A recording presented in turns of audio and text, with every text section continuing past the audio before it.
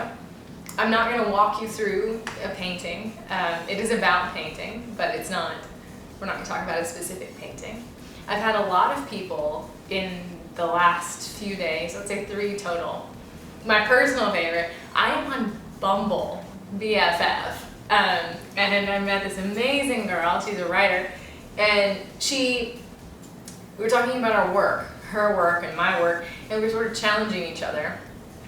And she kept asking me questions about the why of my work, not the what of my work. And my boyfriend did the same thing. He was like, you know, you're talking in these videos about your work like an art historian, and maybe it's more interesting to know what's going on with you because people prefer stories. So, a lot of challenges to talk about what I'm passionate about, what I want to see accomplished in art.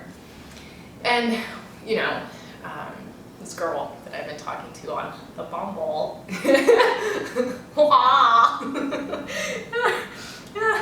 was asking me what, you know, she was talking about what makes her compassion toward people is what drives her to write. And I realized that it's a very similar situation for me. My compassion toward people is what makes me, it's not the only thing that makes me paint, but painting is my language, and writing is her language. And her passion related to something different than mine. She wanted to deal with more psychology type issues, and mine relates to psychology, but I think I kind of covered this in a recent video. But what I find myself, if I go to coffee with anybody and I'm trying to get to know them, and what makes me feel connected to them, and that makes me feel like I can listen and I can help, is when people express that they're not creatively fulfilled. They're not making the kind of art and living the kind of life that they want to. They feel that who they really are and the life that they're living right now has a gulf in the middle, and that they can't get across. And sometimes the reason is fear. A lot of times the reason is fear. Financial fear or fear of rejection. I think at the core of every human being we have this desperate desire to be really loved, and to be exposed, and to be open, and to be accepted or rejected based on just that merit alone.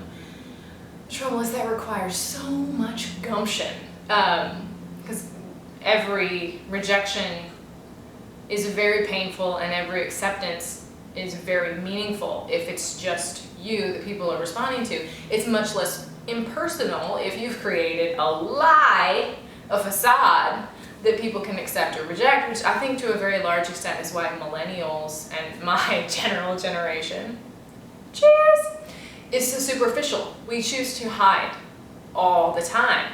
We'll hide behind being shallow, behind being cynical, behind being this sort of everything rolls off and nothing has meaning kind of. And respectfully, I think it's bullshit. You know, like, that's not who we really are. I think, and if we ever want to be leaders, and if we really want to make any kind of difference at all, we have got to grow up enough to be willing to be ourselves out loud. You can't expect to change culture by being willing to be like it. And the only way you're not going to be like it is if you dive deeply into yourself and cultivate whatever you were meant to be. So I have a particular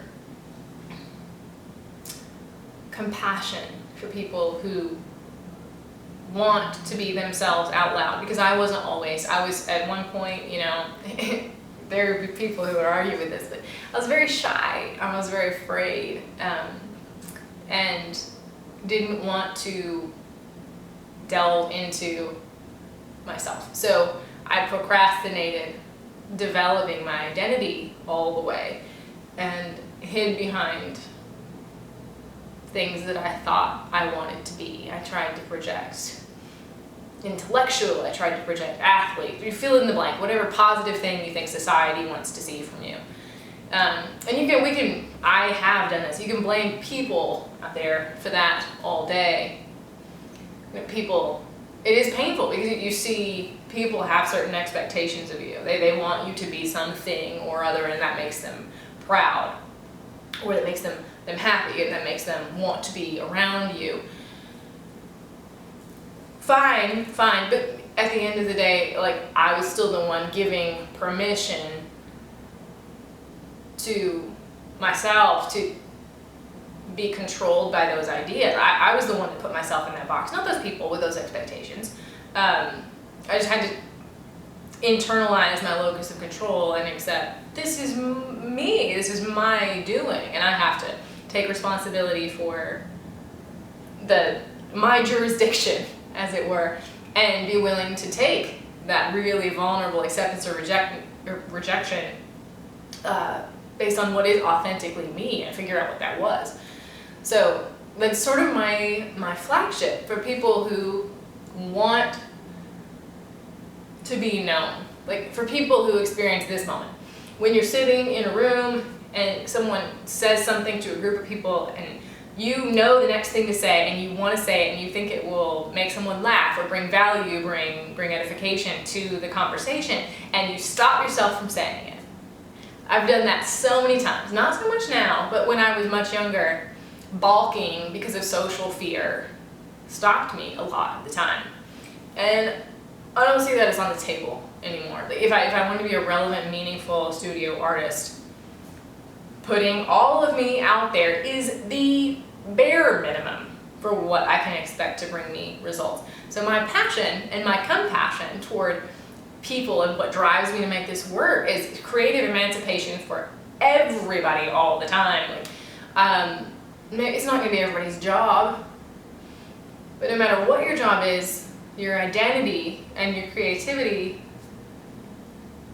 will only bring value to your life, even if it means you have to restructure your job or rebrand yourself or find yourself a creative outlet.